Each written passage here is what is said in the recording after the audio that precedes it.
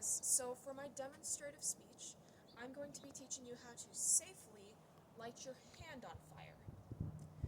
So, you may be wondering, why would I want to light my hand on fire? How is this information useful? What do I do with this? The answer is quite simple.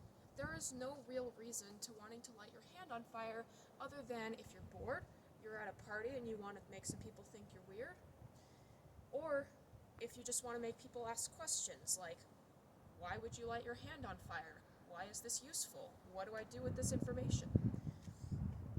So, what we're going to do, we've got fire safety precautions here. So, it's been a little bit breezy throughout most of today, and so we chose a space where there's plenty of room in case the breeze kicks up and the experiment dumps over there and we get fire blowing around. We've got plenty of space, so nothing is going to catch on fire. Everything is just going to be fine. And really, this is a safe experiment anyway, so it's really unlikely that anything's going to catch on fire in the first place. Sorry, there's that wind I was talking about. So, some of our other fire safety precautions are the way we dress. So I've got short sleeves, and if you have long sleeves, you just want to make sure that you roll them up so that they don't get cut on, in the flames. And you want to make sure your clothes are not too baggy. They're something that you won't really miss if something goes super horribly wrong, which again, extremely unlikely. I've done this several times now, and it's perfectly safe. So, you can do a t-shirt from an old employer, or I'm wearing an old choir t-shirt, something that was maybe green. Anyway, so I've got my hair pulled back because it's a little bit longer, and on a day like today, you don't want to have your hair blown around because you really only get one chance to pull your hair back in these cases, because after that, you're not going to have hair to pull back for quite a while if it gets caught. Now, we've also got a fire extinguisher here just in case. Again, we almost certainly will not have to use that. And that's about the extent of our fire safety for now. So, for how to do this, we have here a bucket that's partially filled with water. So, this is just regular old tap water. There's nothing fancy about it. It's not mixed with anything. It's just plain old water. And we put it in a bucket. You can use an old ice cream pail. You can use a 5-gallon bucket. You can use basically anything that you have that will hold water.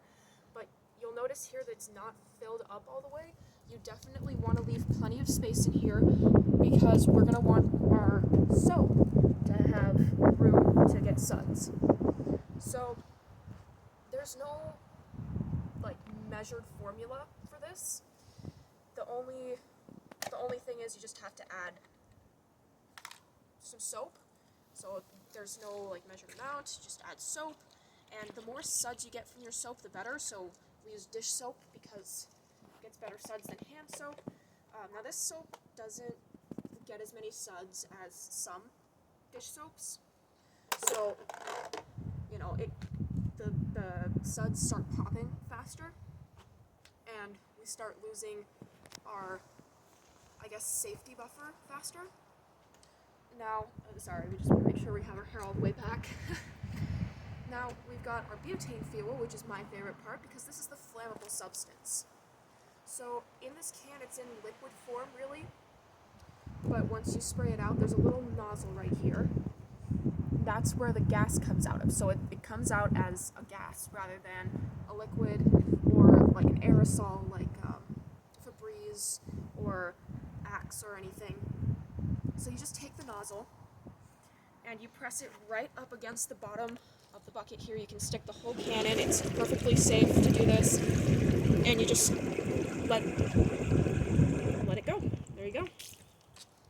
Alright. So now, how this works is all of these bubbles on top here, sorry, smells like butane, how refreshing. Anyway, all of these bubbles on top here are filled with butane gas. gas rather than regular air. So that makes these flammable. And you can see they're already starting to pop. That's what I was talking about, why you want a nice dish soap that's going to hold the suds better. Now, these are all filled with a flammable gas, but underneath it there's still water, right? So I just plunge my hand all the way into the water, get it up my arm a little bit, and then, see, I've got some suds on my hand already, but I'm going to want to pick up some more suds because that is what we're lighting on fire. We're not trying to light our hand on fire. The water mixed with the little bit of dish soap that is still in there, like in with the water, not turned into suds yet, that's our buffer between the fire and our hand. So it gets a little warm, but not noticeably warm like you would expect a fire to be. So I've got 3 lighters here because I've been having issues with these lighting outside specifically. Now you want to hold your hand away from you, and you don't want to hold it down because fire goes up, and remember we have suds partway up our arm. So we don't want our arm to get lit on fire. This wind is blowing the suds out of my hand. I'm going to grab a couple more. Alright, so we're going to hold it away from us, and we're going to just light it up. If our lighter will get going. Okay. It's a struggle. You see, you can just flick it out just like that. Sorry, that one got a little bit close to my face. That was a little bit more fire than usual, but I mean, overall, it's perfectly fine. So like I mentioned, it's just perfectly safe, and you want to light specifically your hand on fire rather than like anything else. I'm sorry, you can kind of, I don't know if you can see here, but it did go a little bit far up my arm, kind of cinched some of my arm, but no, it's generally safe. See, like normally that wouldn't happen. I promise. But so you want to light your hand on fire and not anything else, because your hand is, you can hold it farther away from you, and it's easier to control where your hand goes. You can keep an eye on it, and it's just safer for everyone. Now you might want to do this at like a party. That could be fun. The first time I ever did this was for a science fair project that my brother did. So you can imagine he was the cool one in his class. And what happens is at parties you want to be sober for this for sure, because if you get alcohol involved, that could have some negative consequences for sure. And it's fun to do with friends. That's one thing about doing it at a party. It's better when you have more people, but you really can do it on your own just for fun, you know, if you're bored or if it's a beautiful day out or anything. So yeah, you can pretty much just do this whenever. It's just a lot of fun, and I recommend doing it on a nice, beautiful day, you know, where it's sunny, maybe not as breezy as today is, but yeah. So it's just a fun thing to do. See, if it does stay on fire on the ground, it'll burn right out.